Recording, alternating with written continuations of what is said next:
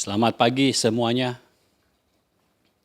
Hari ini kita mengharapkan hal-hal yang supranatural terjadi dalam hidup kita. Dan saya percaya ketika hal-hal yang supranatural terjadi dalam hidup kita, maka keadaan kita itu benar-benar berubah, sungguh-sungguh berubah. Saya ingin menceritakan terlebih dahulu di awal ini. Semalam Tuhan memberikan saya mimpi. Ya, ada kertas dan ini surat keputusan di mana ada nama-nama orang yang harus menerima, yang punya hak untuk menerima seperti hadiah gitu. Dalam hal ini mimpi saya itu berupa uang tunai yang akan ditransfer. Jadi ada nama-nama orang yang saya kenal dan yang saya tidak kenal, tetapi saya tahu ini adalah orang-orang benar, ini adalah orang-orang percaya. Jadi setiap nama lalu ada angkanya. Jadi katakanlah satu unit itu ada nilainya berapa. Jadi ada yang nilainya 6, ada yang dikasih 20 lebih. Jadi masing-masing orang ada bagiannya. Lalu ketika saya bangun, saya tanya kepada Tuhan, Tuhan maksudnya apa ini? Ya, dan saya tahu ini berasal dari Tuhan gitu. Karena di dalam mimpi itu ada yang bertanya kepada saya punya kapan cairnya gitu? Ya saya bilang, tanya ke atas, jangan tanya saya. Karena nama saya sendiri ada di dalam situ. Saya tidak tahu kapan cairnya. Tanya ke atas. Dan setelah bangun, saya tanya kepada Tuhan, Tuhan ini maksudnya apa? Lalu Tuhan berkata begini, kehidupan orang-orang percaya harus masuk di dalam hal-hal yang supranatural. Kalau kita hanya hidup dari hal-hal yang natural, kita akan terlindas oleh zaman ini. Akan terlindas oleh keadaan dunia ini. Kita tidak akan bisa melawan segala sesuatu yang berasal dari dunia ini. Tetapi kalau kita hidup di dalam kesupranaturalan Allah, maka kita berada di atasnya. Jadi Tuhan mengingatkan kembali tentang surat keputusan itu. Ada yang tidak tercatat namanya di situ. Dan itu bukan orang benar. Jadi kalau saudara orang benar namanya tercatat di situ. Dan ada bagiannya. Ada berapa kali.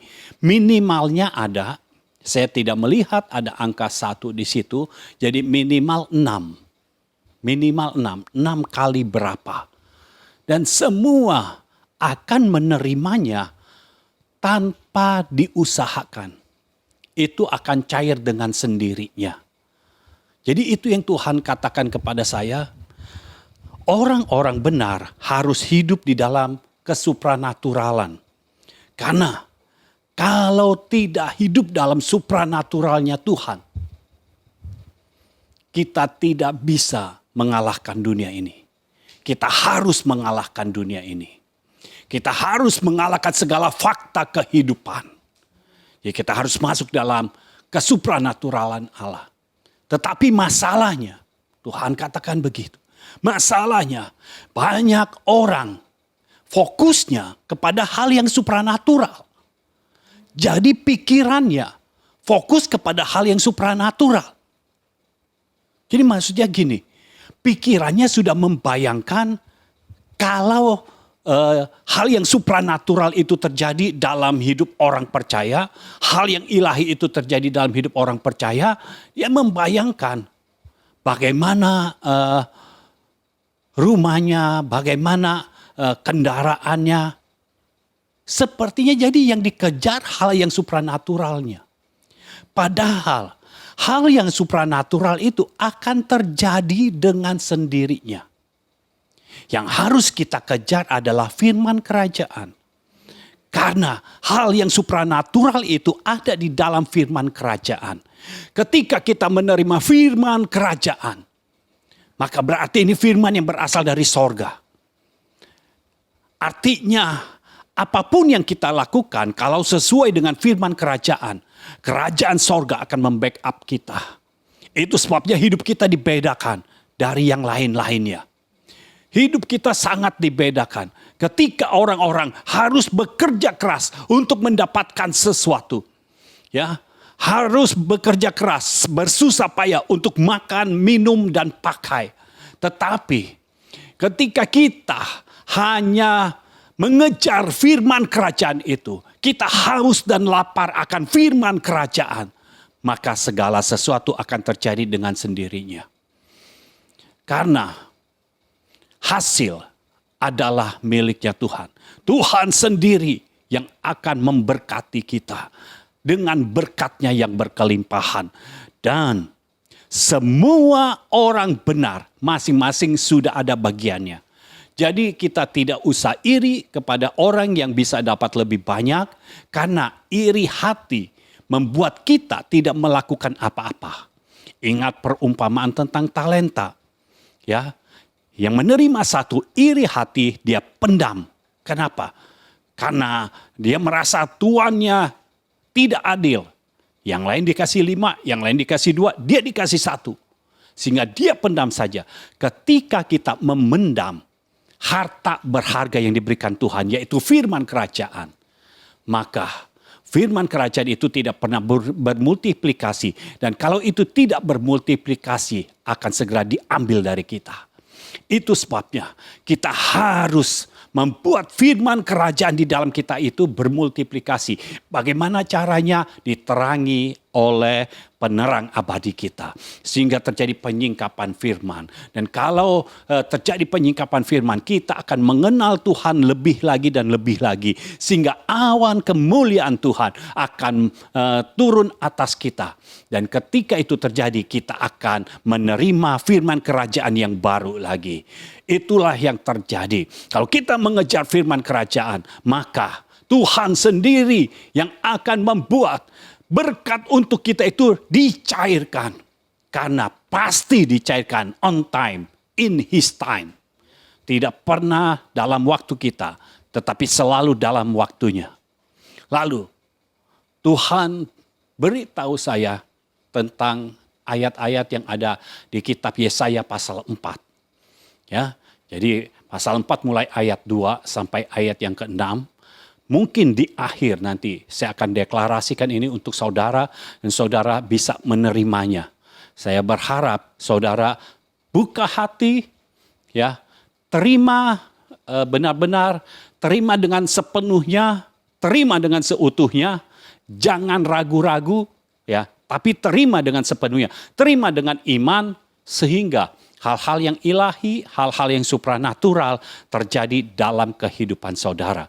Nah, ke depan ini kita akan terus membahas tentang firman, ya, karena kita sedang membahas kebangunan rohani dari firman dan rohnya. Kita masih bahas kebangunan rohani dari firman.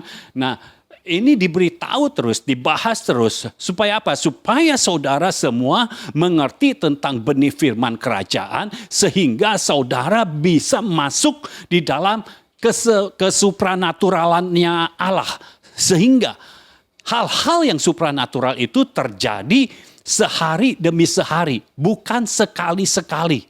Tetapi sehari demi sehari terjadi. Setiap hari kita bisa merasakan mujizat. Ya, hal-hal yang ilahi, hal-hal yang supranatural terjadi. Nah, hal-hal yang ilahi dan supranatural akan terjadi secara ilahi dan secara supranatural.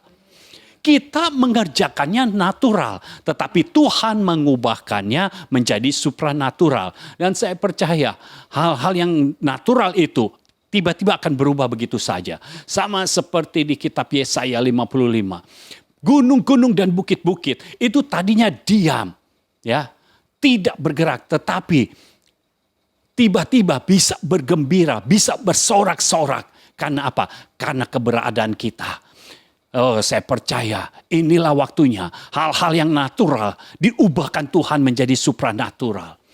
Pohon-pohon yang biasanya tertiup angin, semua daunnya kalau angin ke kiri pasti ke kiri.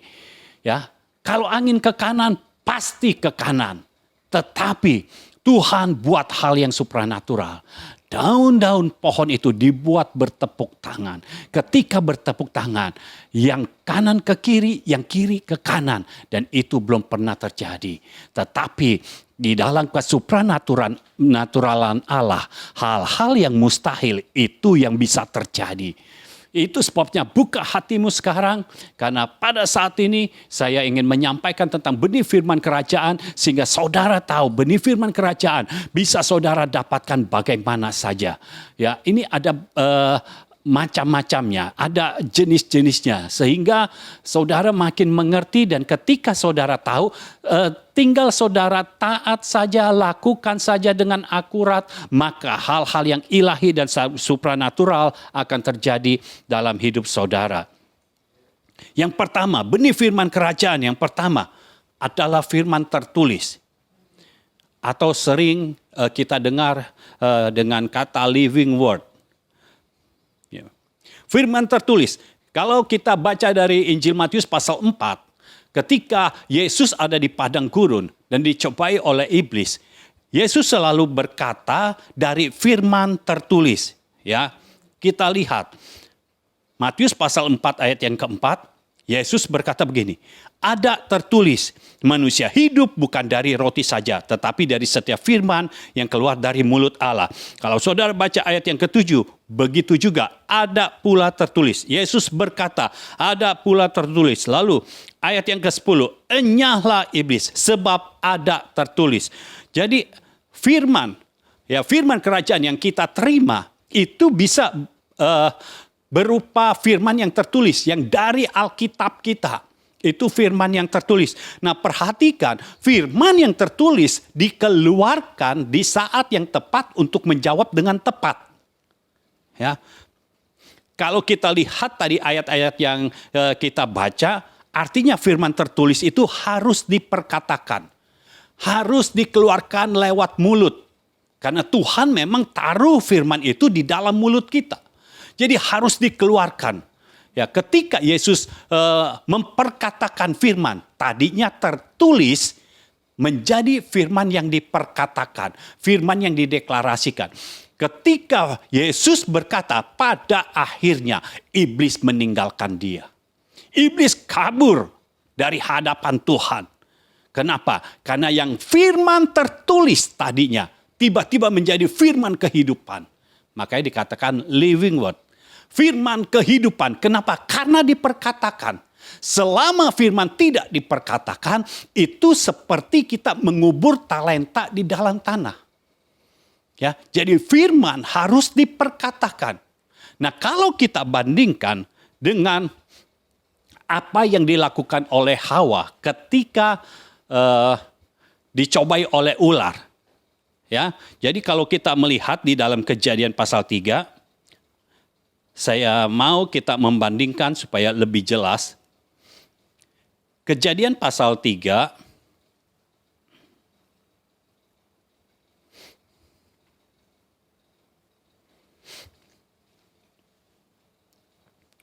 ayat yang kedua sampai ayat yang ketiga.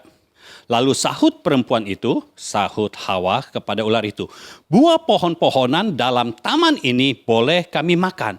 Tetapi tentang buah pohon yang ada di tengah-tengah taman, Allah berfirman, jangan kamu makan ataupun raba buah itu, nanti kamu mati. Perhatikan, ketika Hawa berbicara kepada ular, jelas firman Tuhannya adalah ketika Hawa berkata, Allah berfirman, jangan kamu makan ataupun raba buah itu, nanti kamu mati. Seharusnya Hawa bisa katakan firman dengan jelas. Tetapi masalahnya, ketika ular mencobai Hawa, Hawa tuh menjawabnya, buah pohon-pohonan dalam taman ini boleh kami makan. Dia menjelaskan menurut versinya. Ya. Kalau kita bandingkan dengan Yesus, Yesus selalu berkata, ada tertulis. Manusia hidup bukan dari roti saja. Sehingga perkataan Yesus itu mengandung kuasa. Ini yang membuat iblis kabur. Tetapi kenapa perkataan Hawa? Kan Hawa juga memperkatakan firman. Kenapa ular tidak kabur? Tapi malah ada di situ. Karena perkataan yang dilakukan oleh Hawa itu bukan dengan keyakinan. Beda, saudara. Kalau kita berkata-kata dengan yakin atau kita berkata-kata biasa saja, ya orang tidak akan kabur, tidak akan takut. Hawa berkata seperti berbincang-bincang. Ya, buah pohon-pohonan ini semua boleh kami makan, ya, boleh kami makan. Tetapi tentang yang ada di tengah-tengah taman itu, buah pohon pengetahuan yang baik dan yang jahat, itu tidak boleh dimakan. Karena Allah berfirman. Terakhirnya baru dia bilang Allah berfirman. Kalau kita perhatikan cara Yesus menghadapi setiap masalah, menghadapi setiap pencobaan, menghadapi setiap ujian, perkataan Yesus langsung firman. Yesus berkata, ada tertulis, manusia hidup bukan dari roti saja, tetapi dari setiap firman yang keluar dari mulut Allah. Dan kita perhatikan, iblis tidak mencobai lagi, tidak berkata-kata lagi tentang roti setelah itu. Tetapi kalau dengan Hawa, setelah Hawa berkata, Allah berfirman, jangan kamu makan ataupun raba buah itu, nanti kamu mati. Perhatikan ayat selanjutnya, ular masih bicara tentang buah pohon pengetahuan yang baik dan yang jahat. Lalu terakhirnya ayat yang ke-6, respon dari Hawa, dia bukan memperkatakan firman lagi, tetapi dikatakan ayat yang ke-6, perempuan itu melihat. Jadi dia bukan memperkatakan firman lagi, bukan pegang firman kuat-kuat, tetapi dia mulai melihat faktanya. Dia mulai melihat, ini kelihatannya buah ini memang baik, buah ini menarik, mengundang selera. Kenapa mengundang selera? Karena sudah ada di pikiran. Sudah berapa lama ada di taman itu, buah itu tidak mengundang selera. Kenapa? Karena firman Tuhan berkata tidak boleh dimakan. Seharusnya apa yang Tuhan katakan tidak boleh, kita harusnya tidak punya selera di situ. Tetapi apa yang Tuhan katakan boleh, kita baru punya selera di situ. Nah, lihat perbandingannya. Hawa hanya berkata tentang firman Tuhan sekali dan iblis melalui ular terus berbicara tentang buah itu. Pada akhirnya Hawa bukan bicara tentang firman lagi, tetapi tentang fakta. Nah, kita harus mengalahkan fakta dengan firman. Jangan terbalik. Jangan firman kita pendam, lalu fakta kita keluarkan. Kita lihat dengan jelas. Fakta harus terlihat dengan samar. Dan makin lama makin tidak kelihatan. Tetapi firman harus terus kelihatan. Semakin lama semakin jelas. Perhatikan ketika Yesus menghadapi iblis. Ayat yang ke-7, Yesus berkata, ada pula tertulis, janganlah engkau mencobai Tuhan Allahmu. Jadi Yesus berkata dengan tegas, dengan yakin, bahwa Yesus tahu bahwa ada firman ini. Yesus tidak ragu-ragu. Apakah firman Tuhan ini berkata seperti ini atau tidak? Yesus yakin ini memang firman Tuhan. Itu sebabnya ketika dikatakan, manusia hidup bukan dari roti saja, tetapi dari setiap firman yang keluar dari mulut Allah. Iblis tidak berani berkata, iya, tetapi enggak begitu. Dia langsung diam. Kenapa? Karena Yesus sudah mengambil sikap. Dia tegas. Dia memegang firman dengan kuat. Kalau menghadapi musuh, kita tidak bisa bernegosiasi. Menghadapi musuh, kita harus tegas. Kita harus tegas dan jelas. Ya, kita tegas, kita memperkatakan firman, kita mempertahankan firman, kita memegang firman erat-erat. Dan jelas bahwa kita mengerti isi firman itu. Itu sebabnya yang kita perlukan adalah benih firman kerajaan. Dan perlu diterangi. Ya, perlu diterangi oleh penerang abadi. Nah, penerang abadi itu sudah ada di dalam kita, yaitu Roh Kudus. Sudah ada. Nanti kita akan bahas, ya, di pertemuan-pertemuan mendatang kita akan bahas tentang Roh Kudus supaya kita tahu bahwa kalau hidup kita memiliki firman dan roh di dalam kita, roh Kristus, roh kudus ada di dalam kita, itu sudah cukup membuat hal-hal yang supranatural akan terjadi dalam hidup kita. Ya. Yesus ketika dia bicara dengan jelas, tegas, ada keyakinan, iblis tidak pernah melanjutkan lagi pencobaannya. Dia langsung ganti. Pencobaannya dia ganti, ya. Sampai terakhir, Yesus berkata dengan tegas, "Enyahlah iblis, sebab ada tertulis, engkau harus menyembah Tuhan Allahmu, dan hanya kepada Dia sajalah engkau berbakti." Saudara perhatikan, iblis pergi. Dan ketika Yesus berjumpa kembali dengan iblis di Gerasa, iblis harus taat kepada firman. Saudara perhatikan, iblis harus taat dan tunduk kepada firman. Ketika Yesus tiba di Gerasa, iblis menyembah Yesus. Sesuai dengan yang Yesus katakan.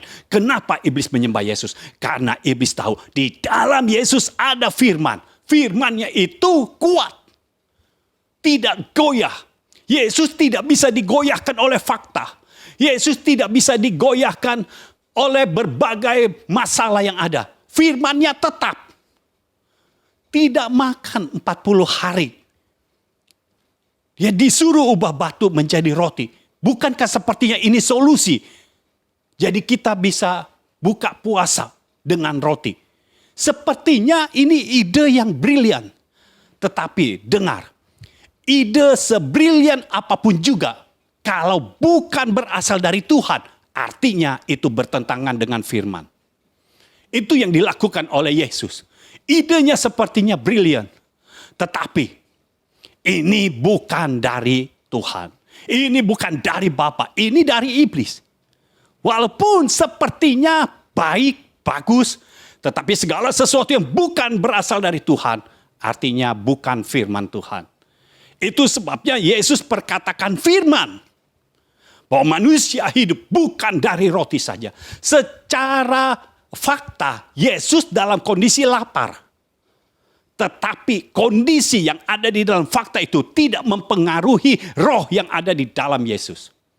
Yesus tetap memegang firman. Yesus tetap memperkatakan firman. Ya, kalau orang lapar harusnya kan sudah lemas. Hawa tidak puasa. Tetapi perkataan Hawa dengan perkataan Yesus jauh lebih tegas perkataan Yesus. Jadi seharusnya apa yang terjadi secara fisik, secara lahiriah di dalam hidup kita tidak mempengaruhi apa yang kita lakukan di dalam roh. Kita harus memiliki kekuatan roh ketika kita memperkatakan firman. Supaya firman itu yang menjadi kenyataan. Ya. Iblis berkata, semua isi dunia ini akan kuberikan kepadamu kalau engkau menyembah aku. Tuhan buat yang kebalikannya.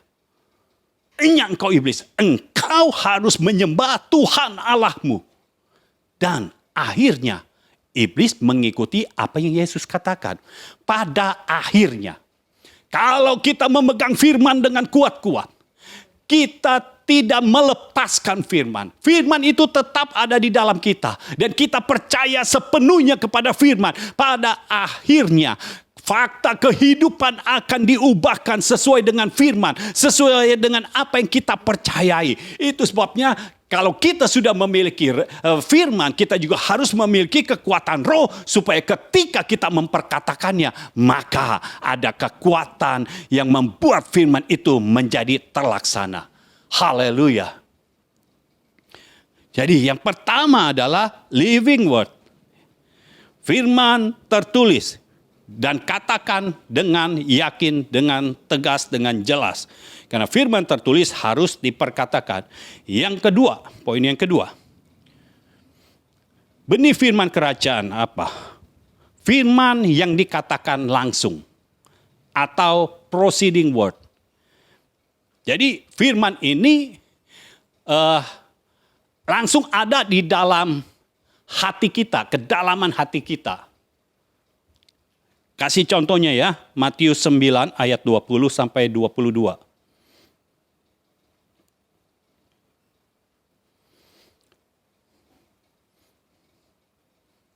Matius 9 ayat 20. Pada waktu itu, seorang perempuan yang sudah 12 tahun lamanya menderita pendarahan maju mendekati Yesus dari belakang dan menjamah jubahnya. Karena katanya dalam hatinya, asal kujamah saja jubahnya, aku akan sembuh. Tetapi Yesus berpaling dan memandang dia serta berkata, teguhkanlah hatimu, hai anakku, imanmu telah menyelamatkan engkau. Maka sejak saat itu sembuhlah perempuan itu. Jadi wanita yang sudah 12 tahun sakit pendarahan, dia sudah ke berbagai macam tabib, sudah ke berbagai macam dokter, tetapi tidak disembuhkan. Sampai akhirnya orang ini pasti orang kaya, karena hanya orang kaya yang bisa pergi ke tabib. Dia ke berbagai tabib, ini orang kaya, tetapi hartanya sudah habis karena penyakitnya. Artinya ini bukan dari Tuhan. Ini kan kerjaannya pencuri. Dia mencuri kesehatan wanita ini, dia mencuri hartanya. Tapi Yesus datang untuk memberikan kelimpahan. Ketika dia mendengar Yesus datang. Lalu tiba-tiba saja ada proceeding word di dalam hatinya. Asal ku jamah saja ujung jubahnya, jumpai jubahnya, aku akan sembuh. Ini yang namanya proceeding word. Ya. Jadi secara tertulis mungkin tidak ada. Sekarang jadi ada. Ya, apa yang dikatakan oleh wanita itu sekarang jadi ada karena masuk di Alkitab. Tetapi dalam hidup kita, Tuhan bisa bicara langsung yang kata-katanya tidak ada di firman tertulis. Nah, ketika itu datang dalam hidup kita, kita mau belajar dari wanita yang sakit pendarahan ini, sudah 12 tahun sakit pendarahan itu lama sekali saudara. Untuk orang yang sakit pendarahan, 12 tahun itu lama sekali. Sehari aja lama sekali. Ya, untuk orang yang sakit, 12 tahun itu pasti lama sekali. Nah, firman yang diterima itu harus disimpan di dalam hati. Makanya dikatakan dia berkata dalam hatinya, asal ku jamah saja ujung jubahnya, jumpai jubahnya, aku akan sembuh. Jadi hanya ujungnya saja dan tidak bersentuhan dengan Yesusnya, hanya ujung jubahnya saja, dia akan sembuh. Dia berkata dalam hatinya seperti itu. Jadi firman, kalau saudara terima proceeding word, simpan itu dalam hati. Atau kalau sekarang ini saudara terima proceeding word, catat. Kalau perlu catat dengan huruf kapital. Supaya apa? Supaya itu saudara ingat terus. Catat, jangan sampai ini hilang. Karena proceeding word bisa saudara lupa. Harus dicatat. Kalau firman tertulis, saudara mesti hafal ayat-ayatnya. Memang dia tertulis, tidak perlu dicatat, tapi saudara harus tahu. Ya, Yesus kan waktu berkata, manusia hidup bukan dari roti saja. Yesus kan enggak mikir-mikir dulu. Ini ayatnya apa ya yang tentang roti ya? Aduh, udah dengar tuh, lupa lagi. Saudara tidak bisa begitu. Kalau menghadapi segala sesuatu, apa yang ada di dalammu itu yang otomatis keluar. Jadi perbanyak firman kerajaan di dalam hatimu, di dalam kehidupanmu. Nah, wanita yang sakit pendarahan ini dia simpan di dalam hati. Itu sebabnya dia bisa berkata dalam hatinya. Ini bukan berasal dari firman yang tertulis, karena perkataan ini adalah yang pertama kali ditulis di dalam Alkitab. Selanjutnya ada yang memiliki iman yang sama, tetapi mereka itu meniru apa yang dilakukan oleh wanita yang sakit pendarahan ini. Tetapi wanita yang sakit pendarahan ini ketika berkata dalam hatinya, asal ku jamah saja ujung jubahnya, jumpai jubahnya, aku akan sembuh. Dia mendapatkannya sendiri. Dari mana? Karena dia mendengar berita tentang Yesus. Karena iman akan muncul, akan timbul kalau kita mendengarkan firman, firman dari Kristus. Firman kerajaan. Kalau engkau mendengar firman tetapi tidak menumbuhkan imanmu, mungkin itu bukan firman kerajaan. Kalau itu firman kerajaan, harusnya menumbuhkan imanmu. Dan kalau sudah firman kerajaan tetapi tidak menumbuhkan imanmu, artinya engkau tidak haus dan lapar. Karena firman kerajaan bisa diterima dengan orang yang haus dan lapar. Haus dan lapar akan firman baru bisa diterima. Jadi seharusnya firman kerajaan yang engkau terima itu menumbuhkan imanmu. Lalu setelah disimpan di dalam hati, diimajinasikan. Wanita ini mengimajinasikan bahwa kesembuhannya itu sudah terjadi. Kenapa bisa seperti itu? Kalau saudara berkata dalam hati, artinya di dalam pikiran saudara, saudara berkata yang sama juga.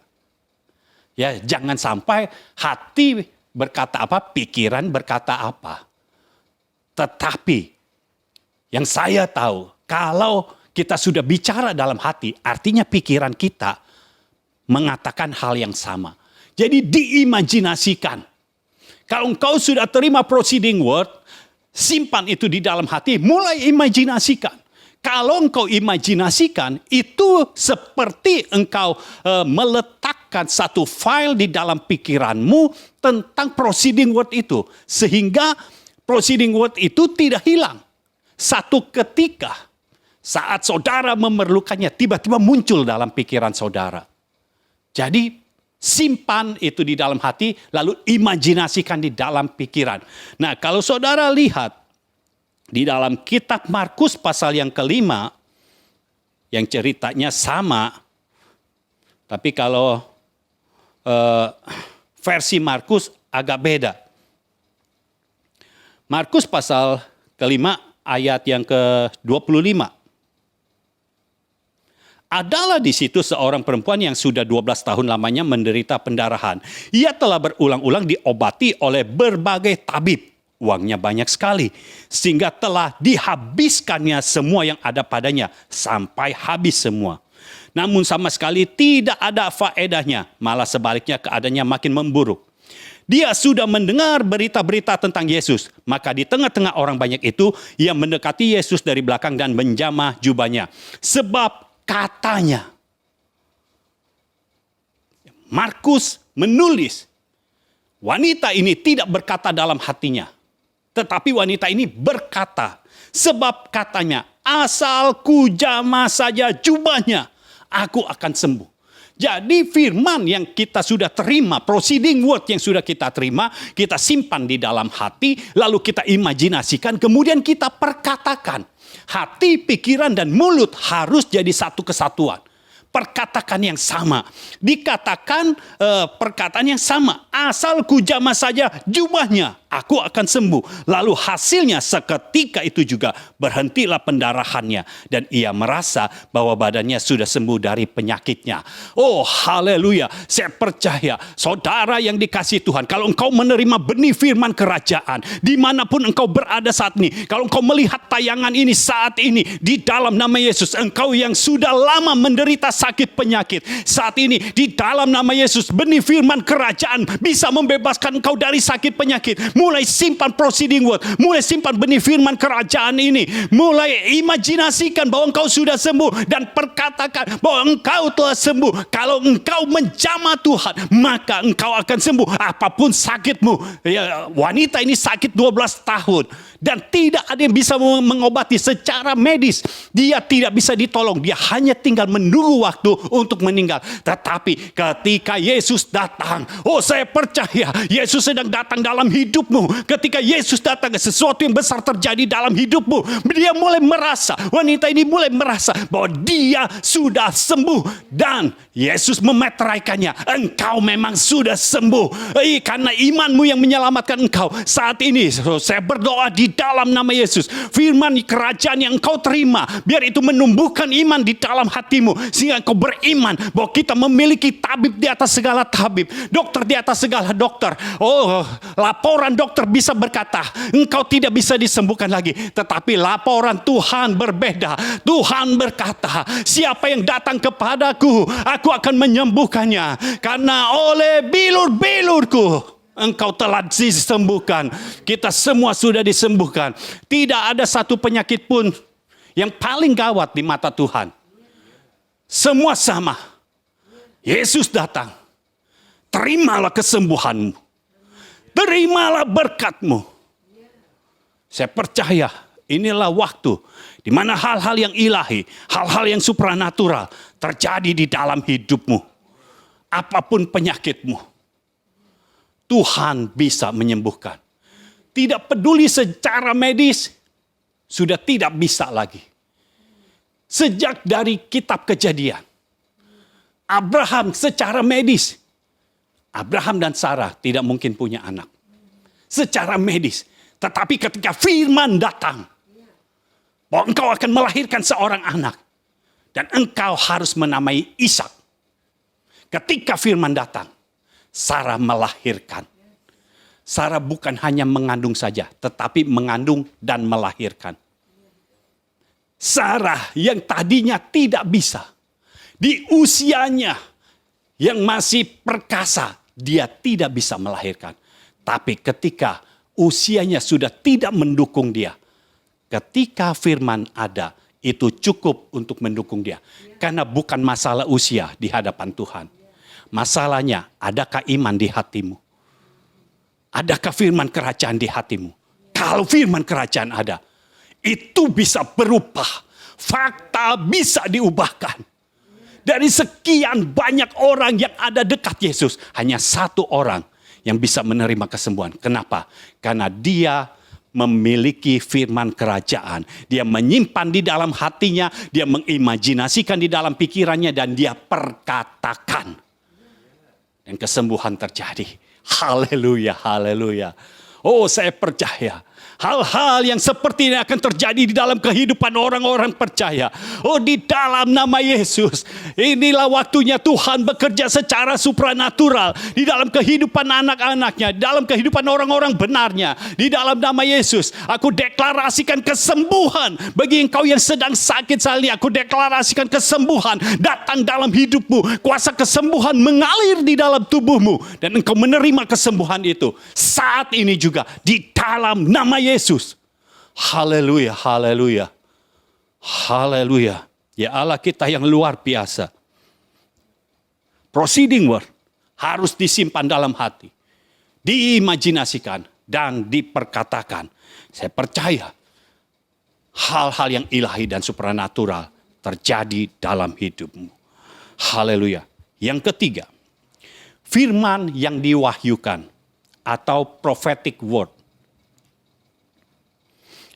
Di dalam Injil Matius pasal 16 ayat 17 sampai 19. Kita baca saja walaupun ini sudah sering, tapi kita baca saja Matius 16, ini tentang Petrus.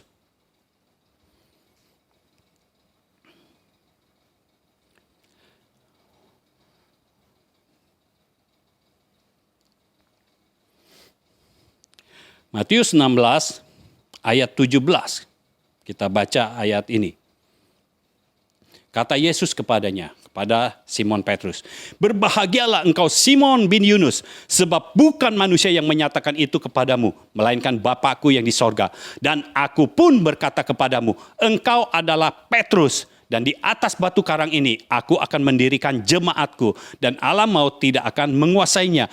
Kepadamu akan kuberikan kunci kerajaan sorga. Apa yang kau ikat di dunia ini akan terikat di sorga. Dan apa yang kau lepaskan di dunia ini akan terlepas di sorga." Ketika Yesus berkata kepada Petrus, Petrus tidak langsung menjadi seperti apa yang Yesus katakan. Inilah yang dinamakan prophetic word. Ya, firman nubuatan. Jadi Yesus bernubuat kepada Petrus bahwa nanti Petrus hidupnya akan berubah. Ya, dia akan mendirikan jemaat. Padahal pada saat itu jangankan gerejanya, jemaatnya satu pun gak ada, saudara. Petrus mau jadi kepala gereja, jangankan jadi kepala, jadi pengikut Yesus aja gagal terus. Tetapi Yesus, oh haleluya, Tuhan kita tidak pernah melihat keberadaan kita yang sekarang atau yang ada di masa lalu. Yesus, Tuhan kita selalu melihat kita di masa depan. Ketika firman datang, firman nubuatan datang dalam hidupmu, maka itulah yang pasti terjadi di dalam hidupmu. Itu sebabnya ketika ada nubuatan kepada engkau, engkau harus terima dengan iman. Terima dengan iman, karena tidak bisa hanya saudara dengar lalu hilang begitu saja. Ya. Lalu simpan di dalam hati.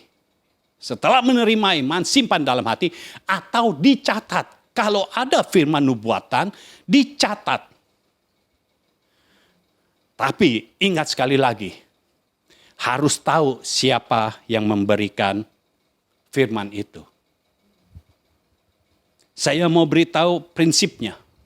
Prinsip benih firman kerajaan. Dari yang 3 itu, prinsipnya seperti ini. Kita harus mengenal, yang pertama, kita harus mengenal penyampai firman dengan benar dan progresif. Jadi jangan sampai kita salah mengenal.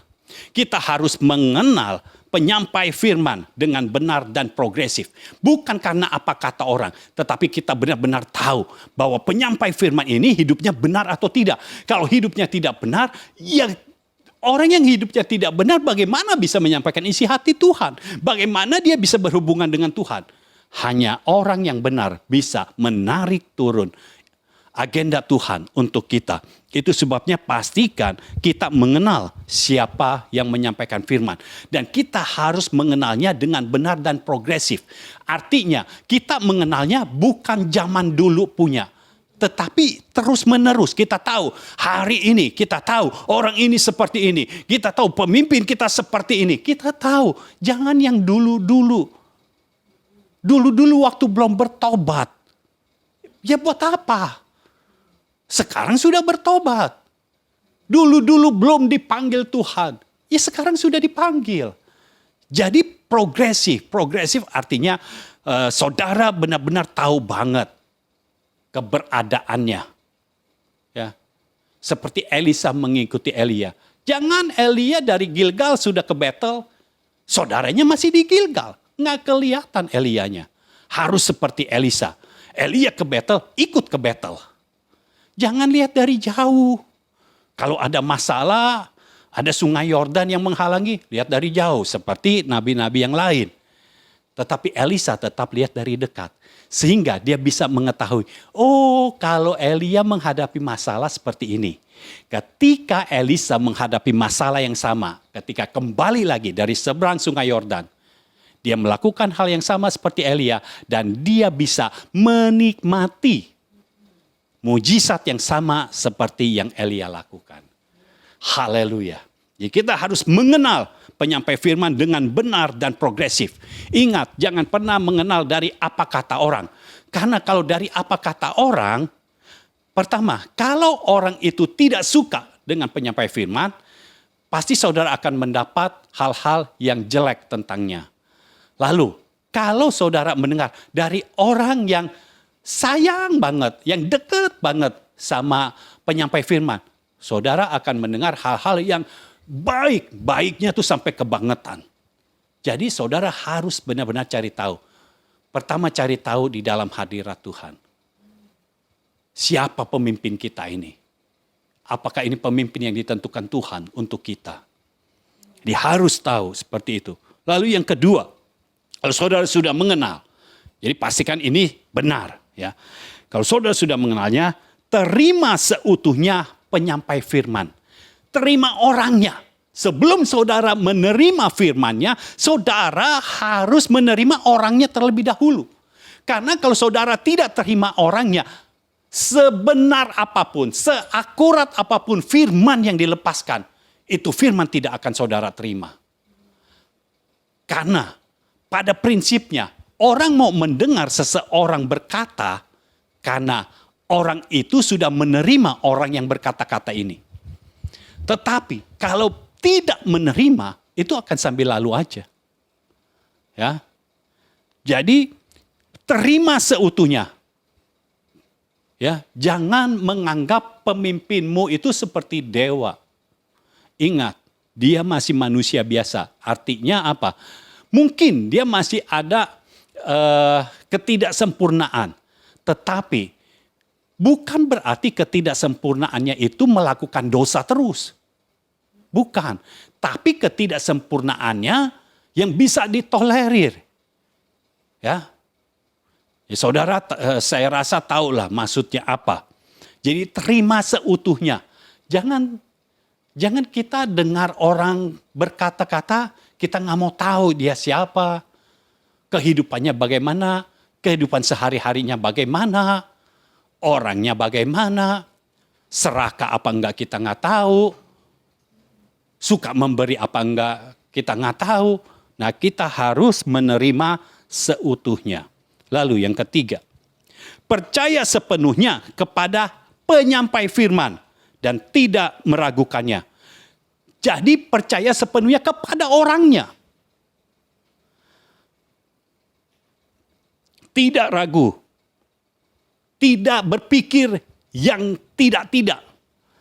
Tetapi percaya sepenuhnya.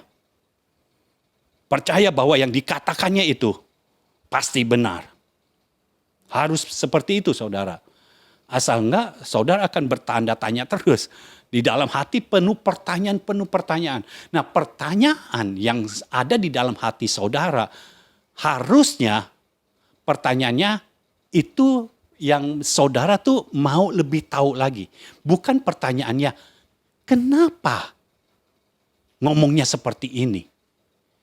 Tetapi mau tahu lagi gitu. Ini dasarnya apa gitu. Nah, kalau ada pertanyaan, kenapa terus kita merasa nggak enak? Bisa jadi itu ada lampu merah atau lampu kuning lah. Pemimpin itu, penyampai firman itu, masih hidup dalam kebenaran atau tidak. Itu sebabnya kita harus mengenal secara benar dan progresif. Jadi kita tahu keadaannya sekarang itu seperti apa. Jangan sudah beralih, ya sudah tidak hidup dalam Tuhan, masih tetap khotbah, saudara tidak tahu. Saudara harus tahu. Kalau saudara hidup dalam hadirat Tuhan, saudara akan mengetahuinya. Karena seseorang ketika menyampaikan firman, saudara bisa merasakannya. Kalau di dalam roh saudara, saudara tidak merasakan apa-apa. Artinya ini tidak ada kehidupan. Harusnya di dalam roh saudara merasakan sesuatu. Ya, tetapi ingat, saudara harus terima dulu orangnya. Kalau tidak terima, waduh, alirannya sebesar apapun saudara tidak bisa terima juga. Orangnya saja tidak diterima, ya. Lalu yang keempat, percaya bahwa firman yang disampaikan adalah kehidupan. Jadi firman yang disampaikan bukan hanya kebenaran saja, tetapi kehidupan. Ya, firman Tuhan ini kalau kita miliki, kita akan hidup. Kita ada dalam kehidupan Tuhan. Ini kehidupan. Yang diberikan ini kehidupan, bukan sekedar firman, tetapi kehidupan. Kalau firman ini kehidupan, artinya akan mengubah segala sesuatu yang telah mati dalam hidup kita menjadi hidup. Ya, jadi ini adalah firman kehidupan. Jadi kita harus percaya seperti itu. Lalu yang kelima, setuju dengan firman yang disampaikan. Harus setuju, karena kalau tidak setuju repot. Ini tidak akan berhasil firmannya. Harus setuju sehingga ketika saudara menerima, saudara terimanya 100%. Lalu yang keenam, kalau sudah terima itu semua, lakukan dengan tepat dan akurat. Lakukan setiap firman itu dengan tepat dan akurat. Kalau ada perintah dari firman itu, lakukan dengan tepat dan akurat. Ya, baik firman tertulis, baik proceeding word, baik prophetic word. Itu sebabnya penting saudara memiliki seorang pemimpin atau seorang bapa rohani yang bergerak dalam dimensi profetik. Sehingga saudara bisa menerima prophetic word. Karena prophetic word ini untuk masa depan saudara. Ya, saudara penting untuk menerima prophetic word. Lalu yang saudara harus tahu, yang ketujuh, semua firman tidak ada yang bertentangan satu sama lainnya. Jadi semua firman yang disampaikan tidak boleh bertentangan satu sama lainnya. Ya, karena firman Tuhan tidak pernah bertentangan satu dengan yang lainnya. Seluruh isi firman yang tertulis tidak pernah bertentangan antara perjanjian lama dengan perjanjian baru, tidak ada pertentangan. Ya, semuanya bisa dijelaskan. Ya, di Perjanjian lama banyak nubuatan-nubuatan. Di perjanjian baru banyak penggenapan nubuatan. Yesus pun adalah penggenapan nubuatan dari perjanjian lama. Jadi perjanjian lama kita mesti pelajari, perjanjian baru harus kita pelajari. Dan kita percaya semua firman tidak ada yang bertentangan satu sama lainnya. Semua akan saling mendukung. Karena semua merupakan satu kesatuan. Saya berharap firman Tuhan hari ini benar-benar membuat saudara hidupnya berbuah. Ya, engkau tidak memendam benih firman ini di dalam tanah. Tetapi engkau multiplikasikan. Terus dimultiplikasikan. Miliki hati yang haus dan lapar akan Tuhan. Miliki hati yang haus dan lapar akan firman-Nya. Sehingga engkau punya hati yang mau dibentuk, mau diajar, dan mau berubah. Kalau engkau memiliki itu, maka Tuhan akan terus memberikan firman kerajaan-Nya. Yang terakhir, Yesaya pasal 4. Saya percaya ini yang akan terjadi dalam kehidupan kita sekalian. Yesaya pasal 4. Saya akan bacakan prophetic word. Firman nubuatan yang akan terjadi dalam kehidupan kita. Yesaya 4 ayat 2. Pada waktu itu, tunas yang ditumbuhkan Tuhan akan menjadi kepermaian dan kemuliaan. Dan hasil tanah menjadi kebanggaan dan kehormatan bagi orang-orang Israel yang terluput. Jadi, kita yang memiliki benih firman, yang ditumbuhkan oleh Tuhan, kita akan menjadi kemuliaannya. Kita akan memancarkan kemuliaannya. Lalu hasil tanah kita. Jadi apa yang kita lakukan bukan karena kerja keras, tetapi karena kita melakukannya sesuai dengan firman. Maka hasil tanah itu akan menjadi kebanggaan dan kehormatan. Dan ini bagi orang-orang Israel yang terluput. Dan saya percaya kita adalah orang yang terluput dari berbagai masalah yang ada di dunia ini. Dari berbagai krisis yang ada di dunia ini. Dan orang yang tertinggal di Sion dan yang tersisa di Yerusalem akan disebut kudus. Kitalah yang tinggal di Sion. yakni setiap orang di Yerusalem yang tercatat untuk beroleh hidup. Kita yang tercatat. Itu sebabnya waktu mimpi, saya bisa melihat ada nama-nama yang dicatat. Kita masuk di dalam catatan itu. Dan masing-masing kita sudah ada bagiannya, berkat yang berasal dari Tuhan. Lalu yang keempat, ini yang Tuhan mau lakukan. Apabila Tuhan telah membersihkan kekotoran putri Sion dan menghapuskan segala noda darah Yerusalem dari tengah-tengahnya dengan roh yang mengadili dan yang membakar. Maka Tuhan akan menjadikan di atas seluruh wilayah Gunung Sion, itulah kita.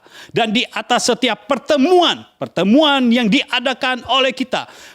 Dan pertemuan yang diadakan di situ segumpal awan, ini adalah awan kemuliaan pada waktu siang dan segumpal asap serta sinar api yang menyala-nyala pada waktu malam. Ini bentuk perlindungan Tuhan. Saya percaya Tuhan melindungi kita dari setiap masalah yang sedang terjadi, dari setiap krisis yang sedang terjadi. Ya, sama seperti ketika Tuhan memimpin bangsa Israel. Ketika siang ada tiang awan, ketika malam ada tiang api, sehingga pada saat siang ada awan yang membuat menjadi teduh sehingga tidak kepanasan, dan pada malam ada tiang api sehingga tidak kegelapan dan tidak kedinginan. Tuhan akan melindungi kita dari malapetaka karena di padang gurun itu banyak malapetaka. Ada kalajengking, ada ular, banyak binatang-binatang buas. Tetapi Tuhan melindungi. Sama seperti itulah keadaan kita sekarang ini. Tuhan melindungi kita dari setiap virus-virus yang tidak berkenan kepada Tuhan. Kita dilindungi dari setiap virus-virus yang sedang bekerja. Virus-virus itu tidak akan bekerja dalam tubuh kita. Krisis yang terjadi di dalam dunia ini tidak akan menimpa kita karena kita berada di dalam kerajaan yang tidak tergoncangkan. Ya, Yang lain boleh tergoncang, tetapi kita tidak tergoncangkan. Dan Tuhan akan membuat hadiratnya semakin nyata di dalam setiap pertemuan kita, setiap ibadah kita. Tuhan akan membuat kehadirannya semakin nyata. Engkau bisa merasakan hadirat Tuhan bahkan sebelum ibadah dimulai. Engkau sudah bisa merasakannya di dalam nama Yesus. Saya berdoa saat ini, saya mendeklarasikan di dalam hidupmu, hadirat Tuhan akan terus ada di dalam hidupmu. Hadirat Tuhan tidak pernah meninggalkan engkau dimanapun engkau berada. Di setiap pertemuan yang diadakan, ada hadirat Tuhan di situ. Ada kemuliaan, ada awan kemuliaan Tuhan menudungi setiap pertemuan itu. Ada tiang api yang melindungi engkau dari segala apapun yang tidak berkenan kepada Tuhan. Tuhan bekerja di dalam hidupmu. Lalu selanjutnya, sebab di atas semuanya itu akan ada kemuliaan Tuhan sebagai tudung. Jadi kemuliaan Tuhan akan semakin dinyatakan dalam hidup kita. Ayat yang ke-6, dan sebagai pondok tempat bernaung pada waktu siang terhadap panas terik, dan sebagai perlindungan dan persembunyian terhadap angin ribut dan hujan. Jadi walaupun ada angin ribut, ada hujan, kita tetap aman. Walaupun ada panas terik, ada hujan badai, kita tetap tenang. Kenapa? Kita ada di safe house. Kita ada di rumah perlindungan. Dan ini bukan rumah perlindungan dari pemerintah dunia ini, tetapi ini adalah rumah perlindungan dari pemerintah sorga. Dan kita tahu, kalau sorga yang melindungi, artinya kita akan terlindung. Rumah perlindungan Tuhan berikan kepada kita, sehingga kita dilindungi dari setiap krisis yang ada. Dunia tidak pernah akan menjadi lebih baik, karena dunia akan terus merosot. Tetapi orang-orang benarnya akan terus diangkat naik. Orang-orang benar yang di dalamnya ada benih firman kerajaan akan terus diangkat naik oleh Tuhan. Sehingga hal-hal yang supranatural terjadi di dalam hidup orang-orang benar. Kalau engkau orang-orang benarnya, bersiaplah. Karena saat ini Tuhan mau melakukan hal-hal yang supranatural di dalam hidupmu. Dan sekarang aku deklarasikan di dalam nama Yesus, terjadilah dalam hidupmu hal-hal yang supranatural, hal-hal yang ilahi di setiap aspek kehidupan yang kau perlukan. Terjadi hal-hal yang supranatural, hal-hal yang ilahi. Ada keluarga-keluarga yang dipulihkan di dalam nama Yesus. Terjadilah dalam hidupmu. Oh, ada sakit penyakit yang hilang begitu saja, disembuhkan. Sekarang orang-orang ini disembuhkan di dalam nama Yesus. Ada kuasa kesembuhan yang mengalir di dalam nama Yesus. Saya percaya engkau seperti berada di rumah perlindungan, sehingga sakit penyakit tiba-tiba keluar begitu saja. Tahan, kuasa kesembuhan mengalir. Oh, ada damai sejahtera yang mengalir di dalam hidupmu, sehingga kehidupanmu mulai berubah. Engkau merasakan damai sejahtera yang berasal dari Tuhan. Haleluya. Angkat tanganmu, kita berdoa kepada Tuhan. Kami mengucap syukur Tuhan, karena apa yang telah Engkau lakukan dalam hidup kami. Kami percaya benih firman kerajaan ada di dalam kami. Kami simpan Tuhan. Dan setiap apa yang Engkau berikan kepada kami akan kami catat, kami imajinasikan, kami perkatakan. Dan itu semua akan membuat kami hidup di dalam kesupranatural yang Engkau berikan kepada kami. Terima kasih Tuhan, karena di dalam Engkau kami tidak mengalami krisis yang ada di dunia ini. Kami tidak mengalami sakit penyakit yang ada di dunia ini, karena Engkau yang ada di dalam kami bekerja sesuai dengan kekuasaan yang ada padamu dan kedaulatan yang ada padamu. Terima kasih Bapa untuk semuanya yang telah Kau berikan kepada kami. Kami mengucap syukur kepadamu di dalam nama Tuhan Yesus Kristus. Amin. Amin. Amin. Haleluya.